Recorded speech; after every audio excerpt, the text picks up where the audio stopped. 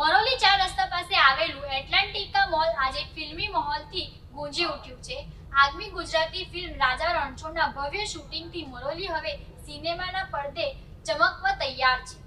મરોલી 4 રસ્તા પાસે આવેલું એટલાન્ટિકા મોલ હાલ ચર્ચાનું કેન્દ્ર બન્યું છે, કારણ કે અહીં આગામી ગુજરાતી ફિલ્મ રાજા રણછોડના મહત્વના દ્રશ્યોનું ભવ્ય શૂટિંગ કરવામાં આવ્યું છે.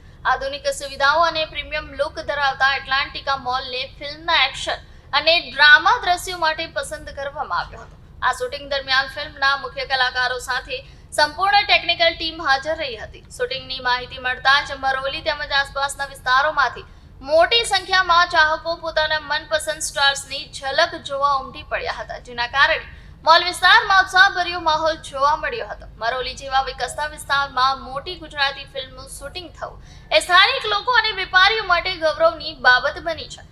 ઉલ્લેખનીય છે કે એટલાન્ટિકા મોલ હવે ફિલ્મ મેકર્સ માટે શૂટિંગનું લોકપ્રિય ડેસ્ટિનેશન બની રહ્યું છે અને મરોલી હવે સિનેમાના પડદે ચમકવા તૈયાર છે. જી, આપનું નામ, આજે કઈ જગ્યા છે અને આજે કયા પિક્ચરનું શૂટિંગ કરવામાં આવ્યું હતું? સર્વપ્રથમ તમારા સર્વ દર્શક મિત્રોને પ્રણામ, નમસ્કાર, થેન્ક યુ. આપની ચેનલે અમને અવસર આપ્યો આપની સાથે વાત કરવાનો. અત્યારે અમે દક્ષિણ ગુજરાતના મરોલી ખાતે રાજા રણછોડ ફિલ્મનું શૂટ કરી રહ્યા છે. હું ફિલ્મનો writer director Manoj Nathwani, producer happy movies Vijaybhai Kikani જે નવસારીના છે, અને અત્યારે મારી સાથે મારી ફિલ્મના મુખ્ય નાયક સંજય દેવ બોબી અને મારા ડીઓપી વિપુલ પટેલ અને મારી આખી ટીમ છે. અને અમે અત્યારે એક સિક્વન્સનું અહીંયા મોલમાં શૂટ કરવા આવેલા. ક્રૂ મેમ્બરમાં કેટલા માણસો છે તમારા સાથે અને આ તમારી કઈ મૂવી છે? સર, ક્રૂ તો બહુ મોટું છે. અત્યારે ડબલ યુનિટમાં કરીએ છીએ, સનસેટનો ટાઈમ છે એટલે.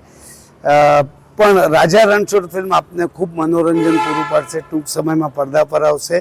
અમે છેલ્લા 12-14 દિવસથી અહીંયા શૂટ કરી રહ્યા હતા અને આપ લોકોના આશીર્વાદથી આજે અમારો અહીંયાનો પેકઅપ ડે છે અને કાલે એક સોંગ પિક્ચરાઇઝેશન છે અને પછી ફિલ્મ પૂરી થઈ જશે. આ મોલની અંદર શૂટિંગ કરવામાં તમને કેવું અનુભવ લાગ્યો?